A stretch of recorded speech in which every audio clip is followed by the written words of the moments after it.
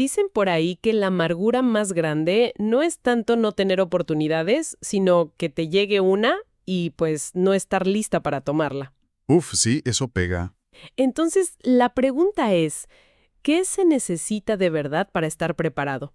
O sea, ¿cómo le haces para que esos sueños grandotes se vuelvan metas, metas reales, alcanzables? Justo.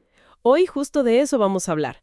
Vamos a meternos a fondo en las ideas del doctor Camilo Cruz sobre los pasos hacia la cumbre del éxito. Un material que, fíjate, tiene detrás más de 10 años de estudios sobre qué hace la gente exitosa. No es poca cosa. Para nada.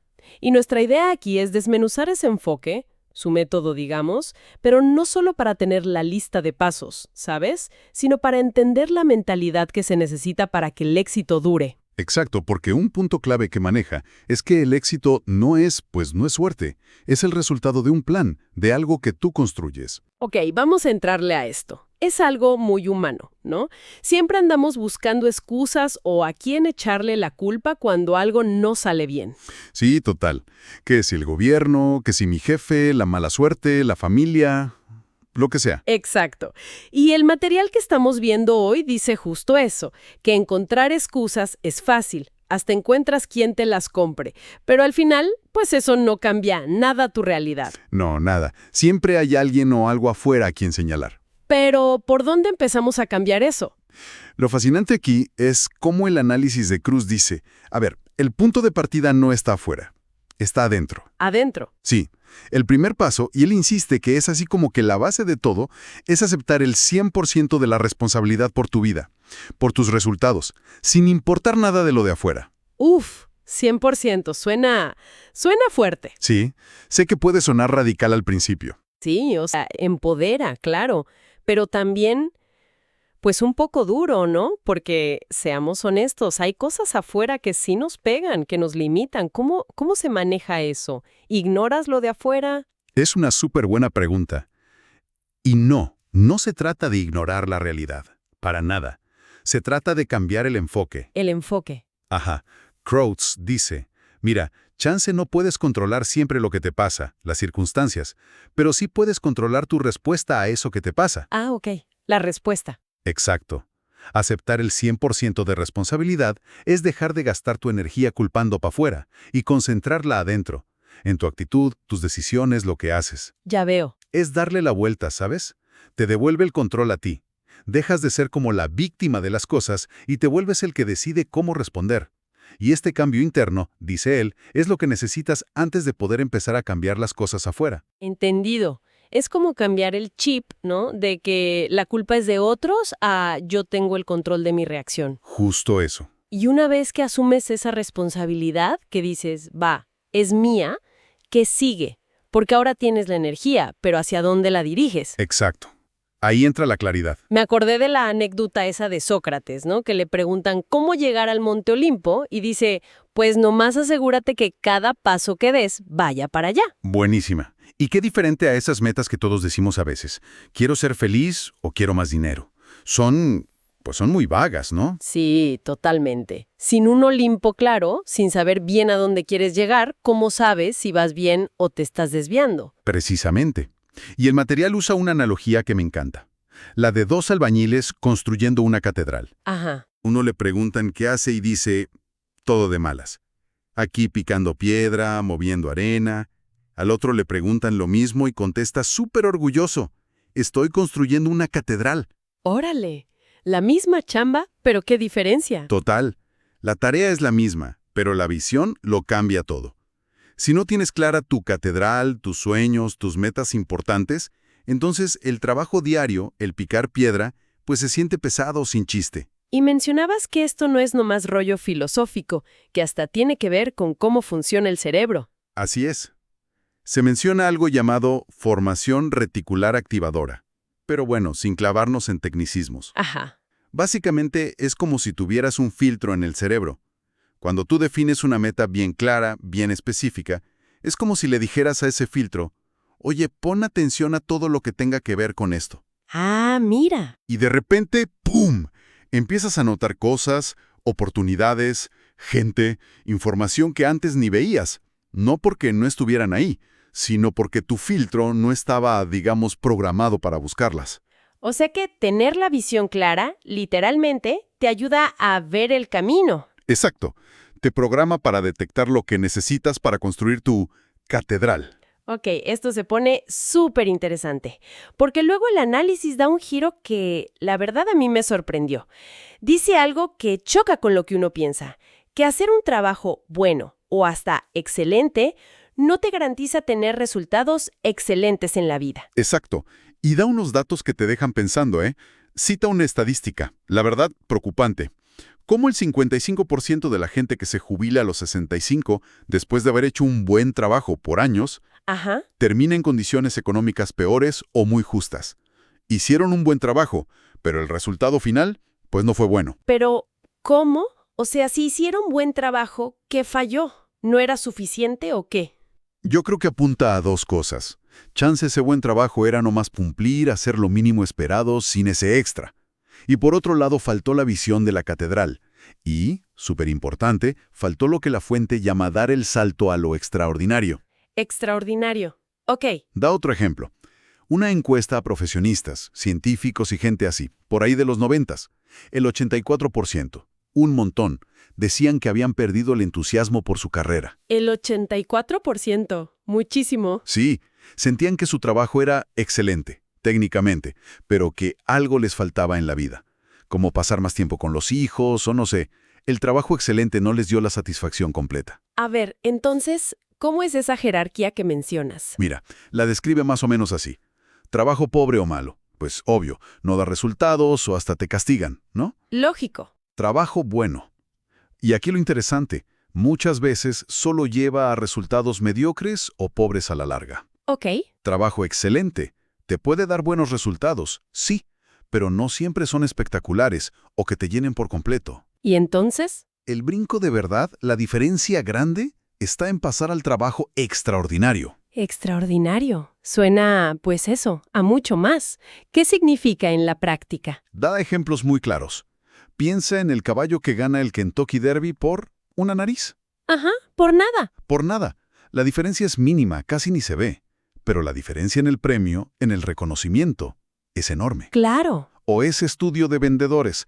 El 4% de los mejores, los más picudos, ganaban 16 veces más que el resto, que el 96%. 16 veces. Wow. Sí. Y la clave, dice el análisis, no es que fueran 16 veces más listos o trabajaran 16 veces más horas. Era nomás un poquito mejor en cosas clave, cómo se preparaban, el seguimiento, cómo cerraban la venta, la actitud. Ese poquito hacía toda la diferencia. Pero entonces, ¿por qué ese poquito más pega tanto? ¿Por qué la diferencia es tan grande en el resultado?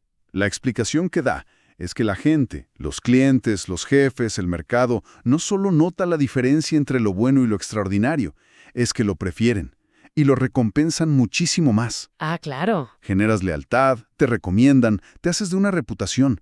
No es solo echarle más ganas cuantitativamente, sino hacerlo cualitativamente mejor, con más cuidado, más pasión, ese detallito extra. Es buscar ganar por esa nariz. Vale. Entonces, aceptamos, se necesita ser extraordinario. Y empezamos por la responsabilidad y la claridad. Ahora, ¿cómo se arma el plan? Entiendo que propone una estructura, ¿no? ¿Cuáles son esos primeros pasos básicos? El plan que detalla tiene 7 pasos, y los primeros son como los cimientos, ¿sabes? Sin esos, lo demás se tambalea. El paso 1 es directo. ¿Hacia dónde vas? ¿Volvemos a la claridad? Exacto, pero más a fondo. Es definir tus sueños, tus metas, pero de forma súper viva, específica. Casi que lo puedas ver, tocar, visualizar bien cómo quieres que sea tu futuro. ¿Qué chamba, dónde vives, qué sabes hacer, tu familia, tu salud? Es pintar tu catedral con todos los detalles. Ok, ya tengo mi pintura de la catedral. ¿Y ahora? Porque tener el dibujo bonito no me hace empezar a poner ladrillos. Exacto. Y aquí viene algo clave que muchas veces se nos olvida. El paso 2. ¿Por qué deseas llegar allí? No solo qué quieres, sino entender bien por qué lo quieres. ¿El por qué? El por qué. Aquí es donde conectas tus metas con tus valores, con lo que de verdad te importa en el fondo. Esos valores, seguridad, libertad, ayudar a otros, creatividad, lo que sea, son la gasolina de verdad. ¿Y por qué es tan importante ese por qué? No basta con desear mucho el qué. Porque mira, el camino a cualquier meta grande, pues va a tener baches, ¿no? Momentos de duda, ganas de tirar la toalla. Uf, sí, siempre los hay. El material dice que justo esa conexión con tus valores es lo que te da la fuerza, la resiliencia, para seguirle cuando se pone difícil. Le da sentido al esfuerzo. Ponme un ejemplo. Claro. A ver, si alguien quiere ser, no sé, trabajador social, ese es el qué. Su por qué podría ser un valor profundo de ayudar, de compasión. Ese valor le va a ayudar a aguantar los días feos. Ya. O si alguien quiere poner un negocio, el qué. Sus por qué podrían ser la autonomía, darle una mejor vida a su familia, crear algo suyo. Esos valores son el motor que está escondido pero que te empuja a seguir. Una meta que conecta con tus valores es, muchísimo más poderosa. Entendido. El qué te da la dirección, el por qué te da la fuerza. Sí, tiene todo el sentido. Y me imagino que el siguiente paso es ponerle fecha, ¿no? Correcto. El paso 3 es ¿cuándo esperas lograrlo?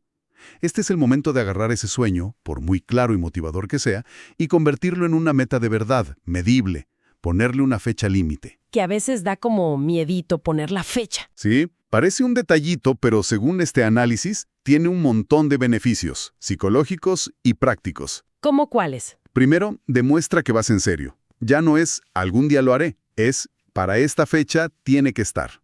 Ajá, compromiso. Segundo, te deja medir cómo vas. Si sabes que quieres llegar a X en un año, pues a los 3, 6, 9 meses puedes ver si vas bien o necesitas apretarle. Claro, evaluar. Tercero, te ayuda a priorizar. Si tienes una fecha límite, te obliga a decir, a ver, esto es lo importante ahorita y esto otro puede esperar. ¿Cierto? Y cuarto, te aclara el plan.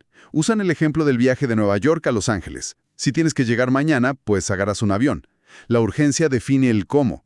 Si tienes un mes, chance te vas en coche. La fecha te da estructura y te mete prisa, de la buena. Entonces, a ver si voy entendiendo. Los primeros 3 pasos son: define bien tu destino, qué, conecta con tu motor interno, por qué, y ponle fecha, cuándo. Es como trazar la ruta inicial en el mapa, ¿no? Exactamente. Esos son los cimientos. Y ya de ahí, el plan se pone más práctico. Se enfoca en los recursos y en moverse. El paso 4 es, ¿con qué cuentas y qué necesitas aprender? Ok, ¿cómo es eso? Este tiene 2 partes.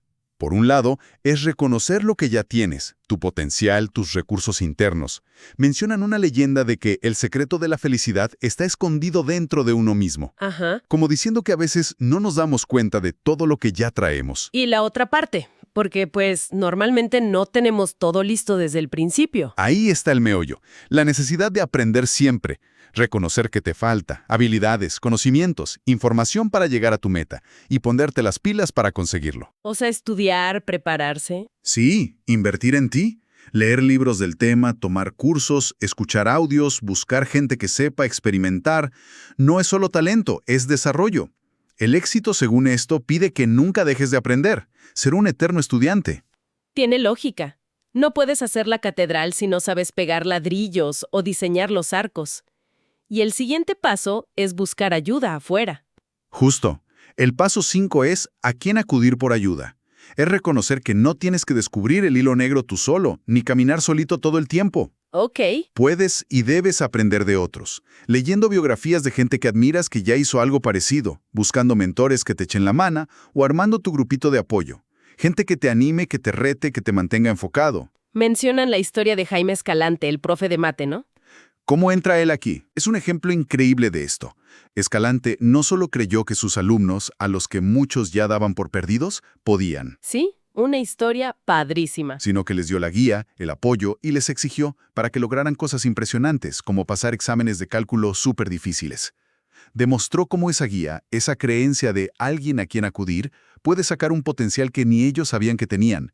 Buscar ayuda y también ofrecerla es clave. Entonces ya tenemos el qué, el por qué, el cuándo, los recursos que tengo y lo que necesito aprender y mi red de apoyo. Suena bastante completo el plan. ¿Falta algo? Falta lo más importante, el ingrediente sin el cual todo lo demás es, pues, pura buena intención. El paso 7. Y el material le da un énfasis tremendo. Es casi una orden.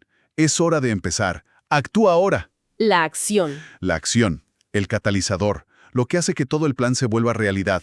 No es negociable. Suena obvio, ¿no? Pero creo que ahí es donde muchos nos atoramos. Es súper común. Usan unas metáforas bien fuertes para mostrar el peligro de no actuar. Es como nadar el 95% de un río. Ya casi llegas, y te ahogas al final por no dar las últimas brazadas. ¡Uf, qué imagen! O como el atleta que entrenó años para las Olimpiadas. Llega a la final y se queda tieso en la salida. Todo el potencial, toda la preparación, se van a la basura si no actúas. ¿Y cómo se vence esa parálisis? ¿Qué dice el análisis? Propone cambiar el chip por completo. Dejar de vivir nomás reaccionando a lo que pasa, a las crisis, al urgente. Ajá, la vida reactiva. Y pasar a una vida proactiva. Que tus acciones de cada día vengan de tu plan, de tus metas, de lo que tú decidiste que es importante. Ok. Citan algo que dicen que decía Bill Gates. Ver oportunidades es bueno, sí, pero lo más importante es poder actuar sobre ellas ya, en el momento. A la acción. Una acción concreta y constante. No mañana, no la próxima semana. Ahora. Ok, haciendo un resumen de todo esto que hemos platicado, el mensaje principal parece ser que el éxito no es como ganarse la lotería, ni un misterio solo para elegidos. No, para nada. Según el análisis de Cruz, es un proceso, casi una fórmula, que necesita 1. Tener súper claro qué quieres, tu catedral, y por qué lo quieres, tus valores. Ajá. 2. Un plan con estructura, cuándo, cómo, con qué, con quién. 3. El compromiso de no quedarte en lo bueno o excelente, sino buscar lo extraordinario. Ese extra, sí. Y 4, y quizá lo más crucial, la disciplina de actuar, de empezar ya y seguirle. El poder, dice la fuente, está en uno mismo y en seguir estos pasos. Exactamente. Te regresa la responsabilidad y el poder a ti. Y para cerrar, el material deja una reflexión final. Una imagen fuerte, hay que decirlo, bastante. Provocadora. ¿Ah, sí? Ujú. ¿Cuál? Plantea una definición del infierno. Llegar al final de tu vida y encontrarte cara a cara con la persona que pudiste haber sido. Órale. Esa persona que se quedó en el hubiera, porque siempre dejaste lo importante para después. Híjole, sí está fuerte esa imagen. Sí, lo es. Pero chance, en lugar de verlo como algo para angustiarse, podemos darle la vuelta y verlo como, pues como la llamada a la acción más fuerte de todas, ¿no? Conectando con ese último paso. Claro, como motivación. Exacto. La pregunta que queda ahí flotando no como amenaza, sino como invitación es, con todo esto que platicamos de metas, valores, plan, ¿qué pasito, aunque sea chiquito pero importante, puedes dar hoy, ahorita mismo, para empezar a cerrar esa distancia entre quién eres ahora y esa versión extraordinaria que podrías llegar a ser?